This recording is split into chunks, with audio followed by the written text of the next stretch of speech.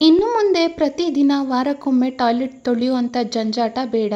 ಮನೆಗೆ ಬಂದ ನೆಂಟರು ಕೇಳ್ತಾರೆ, ನೀವೇನು ಬಳಸ್ತಿದ್ದೀರಿ, ನಿಮ್ಮ ಬಾತ್ರೂಮ್ ಇಷ್ಟು ಕ್ಲೀನಾಗಿದೆ ಅಂತ ಹೇಳಿ. ಬಾತ್ರೂಮ್ನಲ್ಲಿ ಇದೊಂದು ಮಾತ್ರೆಯನ್ನು ಹಾಕಿದರೆ ಸಾಕು, ಚಮತ್ಕಾರನೇ ಆಗುತ್ತೆ ನೋಡ್ರಿ. ನಮಸ್ಕಾರ ಎಲ್ರಿಗೂ, ಇವತ್ತಿನ ವಿಡಿಯೋಗೆ ಸ್ವಾಗತ. ಬ್ಲೌಸ್ ಮೇಲೆ ಒಂದೇ ಒಂದು ಕಾಯಿನನ್ನು ಹಿಟ್ಟು ನೋಡಿ, ಅರೆ ವಾವ್ ಅಂತ ಅಂತೀರ.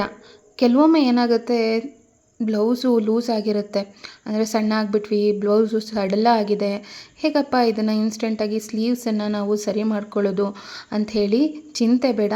ನೋಡಿ, ಒಂದೇ ಒಂದು ಕಾಯಿನ್ ಇದ್ದರೆ ಸಾಕು, ಆರಾಮಾಗಿ ಸ್ಲೀವ್ಸನ್ನು ನಾವು ಡಿಸೈನ್ ಕೂಡ ಮಾಡ್ಕೋಬೋದು. ಮತ್ತು ಅದ್ರ ಜೊತೆಗೆ ಸಡ್ಲಾಗಿದ್ರು ಕೂಡ ಇದು ಬಿಗಿಯಾಗುತ್ತೆ. ಒಂದು ಕಾಯಿನನ್ನು ತೊಗೊಂಡು ಈ ರೀತಿ ಸ್ಲೀವ್ ಒಳಗಡೆ ಇಟ್ಟು ರಬ್ಬರ್ ಬ್ಯಾಂಡನ್ನು ತೊಗೊಂಡು ಈ ಥರ ಟೈಟಾಗಿ ಹಾಕಬೇಕಾಗುತ್ತೆ. ರಬ್ಬರ್ ಬ್ಯಾಂಡ್ ಏನು ಕಾಣಿಸೋದಿಲ್ಲ, ಈ ಥರ ಒಳಗಡೆ ಕ್ಲೀನಾಗಿ ಕೂತಿರುತ್ತೆ. ನಾನು ಇದನ್ನು ಹಾಕಿ ತೋರಿಸ್ತೀನಿ ನೋಡಿ. ಒಂದು ಚೂರು ಕೂಡ ಇದು ಹೊರಗಡೆ ಕಾಣಿಸೋದಿಲ್ಲ. ನೋಡಿ ಎಷ್ಟು ಚೆನ್ನಾಗಿ ಕೂತಿದೆ ಅಂತೇಳಿ. ಒಂದೊಳ್ಳೆ ಡಿಸೈನ್ ಥರ ಕಾಣಿಸ್ತಾ ಇದೆ. ಸ್ಲೀವ್ಸು ತುಂಬಾ ಡಿಸೈನಿಂಗಾಗಿ ಕಾಣಿಸುತ್ತೆ. ಇದನ್ನು ಹಾಕ್ಕೊಂಡ್ರೆ ಡಿಸೈನಾಗಿ ಕೂಡ ಕಾಣಿಸುತ್ತೆ. ಅದ್ರ ಜೊತೆಗೆ ಸ್ಲೀವ್ಸ್ ಏನಾದ್ರು ಸಡಿಲಾಗಿದ್ರೆ ಫಿಟ್ಟಾಗಿ ಕುತ್ಕೊಳ್ಳೋದಕ್ಕೂ ಕೂಡ ಇದು ಹೆಲ್ಪ್ ಆಗುತ್ತೆ. ಮುಂದಿನ ಟಿಪ್, ಬಾಟಲ್ಗೆ ಒಂದು ಬಳೆ ಇದ್ದರೆ ಸಾಕು. ಏನಪ್ಪ ಇದು ಹೀಗೆ ಹೇಳ್ತಾ ಇದ್ದಾರೆ ಅಂದ್ಕೊಳ್ತಿದ್ದೀರಾ? ಕೆಲವೊಮ್ಮೆ ಬಾಟಲ್ ಮುಚ್ಚಳ ಅನ್ನೋದು ಕಳೆದೋಗಿರುತ್ತೆ, ಆದರೆ ಬಾಟ್ಲು ಚೆನ್ನಾಗಿರುತ್ತೆ. ಇದರಲ್ಲಿ ಏನಾದರೂ ಪದಾರ್ಥಗಳನ್ನ ಹಾಕಿಟ್ಟಿರ್ತೀವಿ. ಇದನ್ನು ಯಾವ ಥರ ಕ್ಲೋಸ್ ಮಾಡ್ಬೋದು ಅಂದರೆ, ಇದ್ರ ಮೇಲೆ ಈ ಥರ ಟಿಶ್ಯೂ ಪೇಪರು ಅಥವಾ ಪೇಪರನ್ನು ಇಟ್ಬಿಟ್ಟು ಒಂದು ಬಳೆಯನ್ನು ಈ ರೀತಿ ಹಾಕ್ಬಿಡಿ. ಇದರಿಂದ ನೋಡಿ, ಒಂದು ಚೂರು ಕೂಡ ಬಾಟಲ್ನಲ್ಲಿರೋ ಪದಾರ್ಥ ಹೊರಗಡೆ ಚೆಲ್ಲೋದಿಲ್ಲ. ನೋಡಿ, ನಾನು ಬಾಟಲನ್ನು ವಾಲ್ಸಿ ಕೂಡ ನಿಮಗೆ ತೋರಿಸ್ತಾ ಇದ್ದೀನಿ. ಈ ರೀತಿ ಇಡೋದ್ರಿಂದ ಬಾಟಲ್ನಲ್ಲಿ ಇಡುವಂಥ ಪದಾರ್ಥಗಳು ಹೊರಗೆ ಚೆಲ್ಲೋದಿಲ್ಲ. ಬಾಟಲ್ ಮುಚ್ಚಳ ಮಿಸ್ ಆದರೆ ಇನ್ನು ಮುಂದೆ ಈ ಒಂದು ಕಿಚನ್ ಟಿಪ್ಪನ್ನು ನೀವು ಟ್ರೈ ಮಾಡಬಹುದು. ಈ ಒಂದು ಟಿಪ್ ನಿಮಗೆ ಇಷ್ಟ ಆದರೆ ಇನ್ನೇಕೆ ತಡ, ಎಲ್ಲ ಮಹಿಳೆಯರಿಗೂ ಈ ವಿಡಿಯೋನ ತಪ್ಪದೆ ಶೇರ್ ಮಾಡಿ. ಪೆನ್ ಕ್ಯಾಪ್ ಅಥವಾ ಸ್ಕೆಚ್ ಪೆನ್ನ ಕ್ಯಾಪ್ ಇದ್ದರೆ ಸಾಕು, ತುಂಬಾ ಉಪಯೋಗ ಆಗುತ್ತೆ. ಏನಕ್ಕೆ ಉಪಯೋಗ ಆಗುತ್ತೆ ಅಂತಂದರೆ ನೋಡಿ, ಈ ಪೆನ್ ಕ್ಯಾಪ್ ಅಥವಾ ಸ್ಕೆಚ್ ಪೆನ್ನ ಕ್ಯಾಪ್ ಬರುತ್ತೆ ನೋಡಿ, ಈ ಮುಚ್ಚಳಕ್ಕೆ ಆ ಕಡೆ ಈ ಕಡೆ ಎರಡೂ ಕಡೆ ಡಬಲ್ ಸೈಡ್ ಗಮ್ ಟೇಪನ್ನು ಹಾಕಬೇಕು. ಈ ಇನ್ವಿಟೇಷನ್ ಕಾರ್ಡಲ್ಲೆಲ್ಲ ಗಣಪತಿದು ಎಲ್ಲ ಇರುತ್ತಲ್ವ, ಸೊ ಆ ಒಂದು ಸ್ಟಿಕ್ಕರನ್ನು ತೊಗೊಂಡು ಇಲ್ಲಿ ಅಂಟಿಸಿದ್ದೀನಿ. ಸೊ ನೋಡೋದಕ್ಕೂ ಕೂಡ ಅಷ್ಟೇ ಕ್ಯೂಟಾಗಿ ಚೆನ್ನಾಗಿ ಕಾಣಿಸ್ತಾ ಇದೆ, ನೀವಿಲ್ಲಿ ನೋಡ್ತಾ ಇರ್ಬೋದು. ಈ ಥರ ನಾವು ವೇಸ್ಟ್ ಅಂತೇಳಿ ಬಿಸಾಡೋವಂಥ ವಸ್ತುಗಳನ್ನ ನಾವು ತುಂಬಾ ಉಪಯೋಗಕಾರಿಯಾಗಿ ನಾವು ಬಳಸ್ಕೊಳ್ಬಹುದು. ಮನೆಯಲ್ಲಿ ಈ ರೀತಿ ಗೋಡೆಗಳ ಹತ್ರ ಎಲ್ಲರೂ ಫೋಟೋ ಹಾಕ್ಸಿರ್ತೀವಿ ನೋಡಿ. ಇಲ್ಲಿ ಪೂಜೆ ಮಾಡ್ತೀವಿ, ಬಟ್ ನಮಗೆ ಗಂಧದ ಕಡ್ಡಿ, ಅಗರಬತ್ತಿಗಳನ್ನ ಇಡೋದಕ್ಕೆ ಸ್ಟ್ಯಾಂಡ್ ಇಲ್ಲ ಅಂಥೇಳಿ ಚಿಂತೆ ಬೇಡ. ಜಸ್ಟ್ ಈ ಥರ ಒಂದು ವಸ್ತುನ ನೀವೇ ರೆಡಿ ಮಾಡಿಕೊಂಡು ಗೋಡೆಗೆ ಒಂದು ಕಡೆ ನಿಮ್ಗೆ ಎಲ್ಲಿ ಬೇಕೋ ಅಲ್ಲಿ ಸ್ಟಿಕ್ ಮಾಡಿಬಿಟ್ಟು ಆರಾಮಾಗಿ ಪೂಜೆ ಮಾಡಿದ ನಂತರ ಅಗರಬತ್ತಿಗಳನ್ನ ಇದರಲ್ಲಿ ಇಡಬಹುದು. ಅಂದರೆ ಒಳ್ಳೆ ಅಗರಬತ್ತಿ ಸ್ಟ್ಯಾಂಡಾಗಿ ಇದು ವರ್ಕ್ ಆಗುತ್ತೆ, ಮತ್ತು ನೋಡೋದಕ್ಕೂ ಕೂಡ ಅಷ್ಟೇ ಕ್ಯೂಟಾಗಿ ಚೆನ್ನಾಗಿ ಇರುತ್ತೆ. ಈ ಒಂದು ಟಿಪ್ ನಿಮಗೆ ಇಷ್ಟ ಆಯಿತು ಅಂತೇಳಿ ಭಾವಿಸ್ತೀನಿ. ಇಷ್ಟ ಆಗಿದ್ದರೆ ಇನ್ನೇಕೆ ತಡ, ಲೈಕ್ ನೀಡಿ. ಮುಂದಿನ ಟಿಪ್, ಒಂದು ಬಟ್ಲನ್ನು ತೊಗೊಂಡಿದ್ದೀನಿ. ಅದಕ್ಕೆ ನಾನಿಲ್ಲಿ 2 ಸ್ಪೂನ್ ಆಗೋಷ್ಟು ಪುಡಿ ಉಪ್ಪನ್ನು ಹಾಕ್ಕೊಳ್ತಾ ಇದ್ದೀನಿ. 2 ಸ್ಪೂನ್ ಆಗೋಷ್ಟು ಪುಡಿ ಉಪ್ಪನ್ನು ಹಾಕಿದ್ಮೇಲೆ 1 ಸ್ಪೂನ್ ಆಗೋಷ್ಟು ಬೇಕಿಂಗ್ ಸೋಡಾನ ಹಾಕ್ಕೊಳ್ತಾ ಇದ್ದೀನಿ. ಈಗ ಇದರ ಜೊತೆಗೆ ನಿಂಬೆ ಹಣ್ಣಿನ ರಸವನ್ನು ಹಿಂಡ್ಕೋಬೇಕಾಗತ್ತೆ. 1 ನಿಂಬೆಹಣ್ಣು ತೊಗೊಳ್ಳಿ.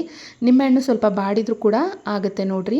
1 ನಿಂಬೆಹಣ್ಣಿನ ರಸವನ್ನು ಕಂಪ್ಲೀಟಾಗಿ ಈ ಒಂದು ಮಿಶ್ರಣದ ಜೊತೆಗೆ ಹಿಂಡ್ಕೋಬೇಕಾಗತ್ತೆ. ತುಂಬಾ ಸ್ಟ್ರಾಂಗಾಗಿ ವರ್ಕ್ ಆಗುತ್ತೆ ಈ ಒಂದು ರೆಮಿಡಿ ಅಂತಲೇ ಹೇಳ್ಬೋದು. ಈಗ ನಿಂಬೆಹಣ್ಣಿನ ರಸವನ್ನು ಹಾಕಿದ ನಂತರ ಇದನ್ನು ಒಮ್ಮೆ ನೀವಿಲ್ಲಿ ನೋಡ್ತಾ ಇರ್ಬೋದು ಯಾವ ಥರ ಇದು ರಿಯಾಕ್ಷನ್ ಅನ್ನೋದು ಆಗ್ತಾಯಿದೆ, ನೊರೆ ಥರ ಬರ್ತಾ ಇದೆ ಅಂಥೇಳಿ. ಇದ್ರ ಜೊತೆಗೆ ಈಗ 2 ಸ್ಪೂನ್ ಆಗೋಷ್ಟು ಸೋಪಿನ ಪುಡಿಯನ್ನು ತೊಗೋಬೇಕಾಗುತ್ತೆ. ಡಿಟರ್ಜೆಂಟ್ ಪೌಡರ್ ಅಂದರೆ ನಿರ್ಮಾ ಪುಡಿ, ಸರ್ಫ್ ಎಕ್ಸೆಲ್, ನೀವು ಯಾವ ಕಂಪ್ನಿದು ಬಳಸ್ತೀರಾ ಬಟ್ಟೆ ನೆನೆಸಿಟ್ಟು ಒಗೆಯೋದಕ್ಕೆ ಆ ಪುಡಿಯನ್ನು ಹಾಕ್ಕೋಬೇಕಾಗುತ್ತೆ. 2 ಸ್ಪೂನ್ ಆಗೋಷ್ಟು ಈ ಪುಡಿಯನ್ನು ಹಾಕಿ ಚೆನ್ನಾಗಿ ಮಿಕ್ಸ್ ಮಾಡ್ಕೋಬೇಕು. ಇದೇನಂತಂದರೆ ನೋಡಿ, ಒಂಥರ ಪೇಸ್ಟ್ ಥರ ಸ್ವಲ್ಪ ಸಿದ್ಧ ಆಗುತ್ತೆ. ಇದು ತುಂಬ ತೆಳು ಆಗಲ್ಲ, ಸ್ವಲ್ಪ ಗಟ್ಟಿನೇ ಇರುತ್ತೆ. ಹಿಂಗಿಡಿದ್ರೆ ಒಂದು ರೀತಿ ಉಂಡೆ ಥರ ಆಗಬೇಕು, ಆ ಮಟ್ಟಕ್ಕೆ ಇದನ್ನು ರೆಡಿ ಮಾಡ್ಕೋಬೇಕಾಗುತ್ತೆ.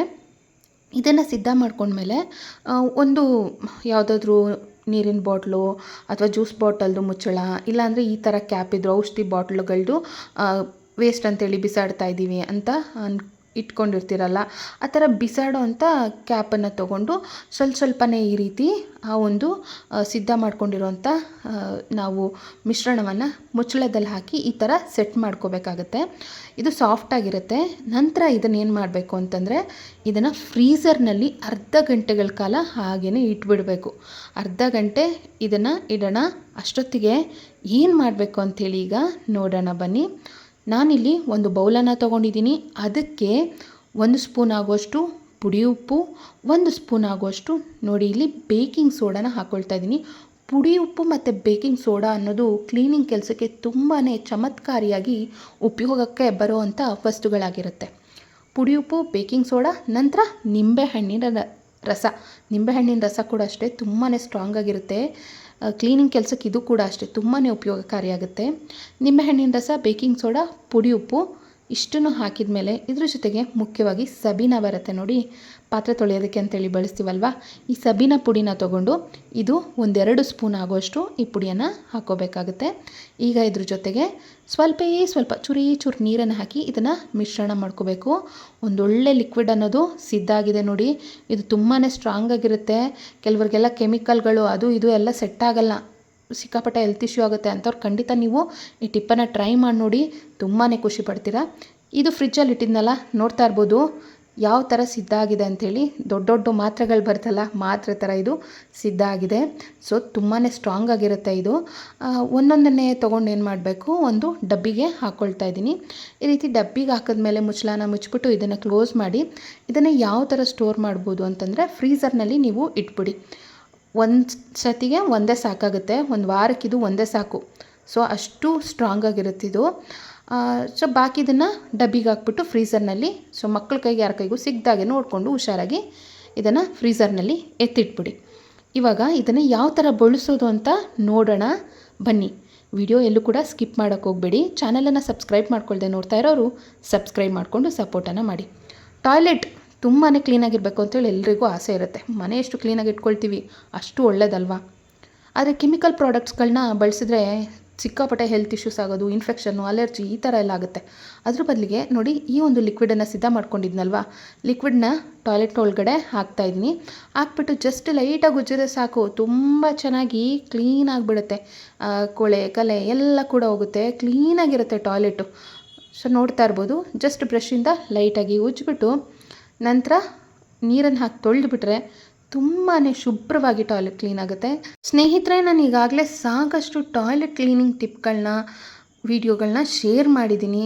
ಸೊ ಆಸಕ್ತಿ ಇದ್ದವರು ಎಲ್ಲ ವಿಡಿಯೋಗಳನ್ನು ತಪ್ಪದೆ ನೋಡಿ. ಐ ಕಾರ್ಡ್ ಮತ್ತು ಎಂಡ್ ಸ್ಕ್ರೀನಲ್ಲಿ ಕೊಡ್ತೀನಿ, ತುಂಬಾ ಉಪಯೋಗ ಆಗುವಂಥ ಟಿಪ್ಸ್ಗಳು. ಈಗ ನೋಡಿ, ಜಸ್ಟು ಉಜ್ಜಿದಾಯಿತು, ನೀರನ್ನು ಹಾಕಿ ವಾಶ್ ಮಾಡ್ತಾಯಿದ್ದೀನಿ. ಎಷ್ಟು ಚೆನ್ನಾಗಿ ಟಾಯ್ಲೆಟ್ ಅನ್ನೋದು ಕ್ಲೀನ್ ಆಯಿತು ಅಂಥೇಳಿ ನೀವೇ ಇಲ್ಲಿ ಗಮನಿಸ್ಬೋದು. ಟಾಯ್ಲೆಟ್ನೇನೋ ಈ ಥರ ನಾವು ಉಜ್ಜಿ ಕ್ಲೀನ್ ಮಾಡ್ಕೊಳ್ತೀವಿ. ಲಾಸ್ಟ್ ವಿಡಿಯೋದಲ್ಲಿ ವೀವರ್ ಕೂಡ ಒಬ್ಬರು ಕಮೆಂಟ್ ಮಾಡಿದರು, ನಮ್ಮ ಟಾಯ್ಲೆಟ್ನ ಟೈಲ್ಸ್ನಲ್ಲೇ ಸಿಕ್ಕಾಪಟ್ಟೆ ಉಪ್ಪಿನ ಕರೆ ಎಲ್ಲ ಕಟ್ಟಿದೆ, ಯಾವ ಥರ ಕ್ಲೀನ್ ಮಾಡ್ಕೊಳ್ಳೋದು ಅಂತೇಳಿ. ನೋಡಿ, ಉಪ್ಪು ನೀರಿನಿಂದ ಟೈಲ್ಸ್ ಎಲ್ಲ ಹಾಳಾಗಿದ್ದರೆ, ಕಲೆ ಕಟ್ಟಿದರೆ ಈ ಒಂದು ಲಿಕ್ವಿಡನ್ನೇ ಸಿದ್ಧ ಮಾಡಿಕೊಂಡು ನೀವು ಜಸ್ಟು ಈ ಲಿಕ್ವಿಡನ್ನು ಹಾಕಿ ನಂತರ ಬ್ರಷ್ನಿಂದ ಉಜ್ಜಿದ್ರೆ ಸಾಕು. ಈಗ ಟೈಲ್ಸ್ನೆಲ್ಲ ಗೋಡೆದೆಲ್ಲ ಸ್ಕ್ರಬ್ಬರ್ ತೊಗೊಂಡು ಟೈಲ್ಸ್ ಗೋಡೆನ ಉಜ್ಜಬೇಕಾಗುತ್ತೆ. ಸೊ ಲಾಸ್ಟು ಒಂದು ವಿಡಿಯೋ ಕೂಡ ಎಂಡ್ ಸ್ಕ್ರೀನಲ್ಲಿ ಕೊಡ್ತೀನಿ, ಆ ಟಿಪ್ಪನ್ನಾದರೂ ನೀವು ಟ್ರೈ ಮಾಡಿ ಟೈಲ್ಸ್ನೆಲ್ಲ ಕ್ಲೀನ್ ಮಾಡ್ಕೊಬೋದು. ನೋಡಿ, ಈ ಲಿಕ್ವಿಡನ್ನು ಹಾಕಿ ನಾನು ಜಸ್ಟ್ ಟೈಲ್ಸ್ನ ವಾಶ್ ಮಾಡಿದ್ದೀನಿ. ಬಿಫೋರ್ ಆಗಲೇ ಟೈಲ್ಸ್ ಯಾವ ಥರ ಇತ್ತು, ಇವಾಗ ಯಾವ ರೀತಿಯಲ್ಲಿ ಇದು ಕ್ಲೀನ್ ಆಗಿದೆ ಅಂತೇಳಿ ನೀವೇ ಇಲ್ಲಿ ವ್ಯತ್ಯಾಸವನ್ನು ಗಮನಿಸ್ಬೋದು. ಎಷ್ಟು ಚೆನ್ನಾಗಿ ಕ್ಲೀನ್ ಆಯಿತು, ಟೈಲ್ಸ್ ಎಷ್ಟು ಕೊಳಕಾಗಿತ್ತು ಅಂಥೇಳಿ ನೋಡ್ಬೋದು. ಇದೆಲ್ಲ ನೈಸರ್ಗಿಕವಾದ ರೆಮಿಡಿಗಳನ್ನ ನಾವು ಸಿದ್ಧ ಮಾಡಿಕೊಂಡ್ರೆ ಆರಾಮಾಗಿ ಬಾತ್ರೂಮನ್ನು, ಟೈಲ್ಸನ್ನು ಶುಭ್ರ ಮಾಡ್ಕೊಳ್ಬೋದು. ತುಂಬಾ ನೀಟ್ ಆ್ಯಂಡ್ ಕ್ಲೀನಾಗಿರುತ್ತೆ. ನೋಡಿ, ಎಷ್ಟು ಚೆನ್ನಾಗಿ ಟಾಯ್ಲೆಟ್ ಆಗಿರ್ಬೋದು ಅಥವಾ ಟೈಲ್ಸು ಎಷ್ಟು ಚೆನ್ನಾಗಿ ಕ್ಲೀನ್ ಆಯಿತು ಅಂತೇಳಿ ನೀವೇ ಇಲ್ಲಿ ಗಮನಿಸ್ಬೋದು. ಹಾಗಿದ್ರೆ ತಿಂಗಳನ್ಗಟ್ಟಲೆ ಕ್ಲೀನಾಗಿ ಇಟ್ಕೊಳ್ಳೋದು ಹೇಗೆ ಇದನ್ನು ಅಂತ ನೋಡೋಣ ಬನ್ನಿ. ಟಾಯ್ಲೆಟ್ನಲ್ಲಿ ಇದೊಂದು ಮಾತ್ರೆಯನ್ನು ಹಾಕಿ ಸಾಕು, ತಿಂಗಳನ್ಗಟ್ಟಲೆ ಇದು ಕ್ಲೀನಾಗಿರುತ್ತೆ. ಪ್ರತಿದಿನ ಅಥವಾ ಪ್ರತಿ ವಾರ ಟಾಯ್ಲೆಟ್ನ ಕ್ಲೀನ್ ಮಾಡೋ ಅವಶ್ಯಕತೆಯೇ ಇರೋದಿಲ್ಲ ಅಂತ ಹೇಳಿದೆ. ಇದನ್ನು ಡೈರೆಕ್ಟಾಗಿ ಟಾಯ್ಲೆಟ್ ಒಳಗಡೆ ಹಾಕೋದಲ್ಲ, ಈ ಥರ ಫ್ಲ್ಯಾಶ್ ಟ್ಯಾಂಕ್ ಬರುತ್ತೆ ನೋಡಿ, ಆ ಫ್ಲ್ಯಾಶ್ ಟ್ಯಾಂಕ್ ಒಳಗಡೆ ಈ ಒಂದು ಬಾಲನ್ನು ಸಿದ್ಧ ಮಾಡ್ಕೊಂಡಿರ್ತೀವಲ್ಲ, ಆ ಮಾತ್ರೆ ಥರ ಇದನ್ನು ಒಳಗೆ ಹಾಕ್ಬಿಟ್ಟು ಫ್ಲಶ್ ಟ್ಯಾಂಕ್ ಒಳಗಡೆ ಕ್ಲೋಸ್ ಮಾಡಿಬಿಡಿ. ಇದು ಸ್ವಲ್ಪನೇ ಕರಗ್ತಾ ಇರುತ್ತೆ. ಪ್ರತಿ ಬಾರಿ ನೀವು ಟಾಯ್ಲೆಟ್ಗೆ ಹೋದ್ಮೇಲೆ ಫ್ಲ್ಯಾಶ್ ಮಾಡಿದರೆ ಇದು ಕ್ಲೀನ್ ಆಗೋದ್ರ ಜೊತೆಗೆ ಸ್ವಚ್ಛ ಆಗಿಬಿಡುತ್ತೆ ನೋಡಿ. ತುಂಬ ಚೆನ್ನಾಗಿ ಸ್ವಚ್ಛ ಆಗೋದು, ಘಮ ಘಮ ಅಂತಿರುತ್ತೆ. ಮನೆಗೆ ಬಂದು ನೆಂಟರು ಖಂಡಿತ ಕೇಳ್ತಾರೆ. ವೀವರ್ ಒಬ್ಬರು ಕೇಳಿದ್ರಿ, ವಾಶ್ರೂಮಲ್ಲೆಲ್ಲ ಜಿರಳೆಗಳಿದೆ, ಏನು ಮಾಡೋದು, ಜಿರಳೆ ಬರಬಾರ್ದು ಅಂದರೆ ಏನು ಮಾಡೋದು ಹೇಳಿ ಅಕ್ಕ ಅಂತೇಳಿ. ಏನಿಲ್ಲ, ವಾಶ್ರೂಮಲ್ಲಿ ಈ ರೀತಿ ಜಾಲರಿ ಬರುತ್ತಲ್ಲ, ಇಲ್ಲಿ ಒಂದೇ ಒಂದು ನೆಫ್ತಲಿನ್ ಬಾಲ್ ಕೀಟನಾಶಕ ನುಸಿ ಉಂಡೆಗಳು ಸಿಗುತ್ತೆ. ಅದನ್ನು ಇಟ್ಬಿಡಿ, ಜಿರಳೆಗಳು ಬರಲ್ಲ. ವಿಡಿಯೋ ಇಷ್ಟ ಆಗಿರೋ ಲೈಕ್ ಕೊಟ್ಟು ಶೇರ್ ಮಾಡಿ. ಧನ್ಯವಾದಗಳು.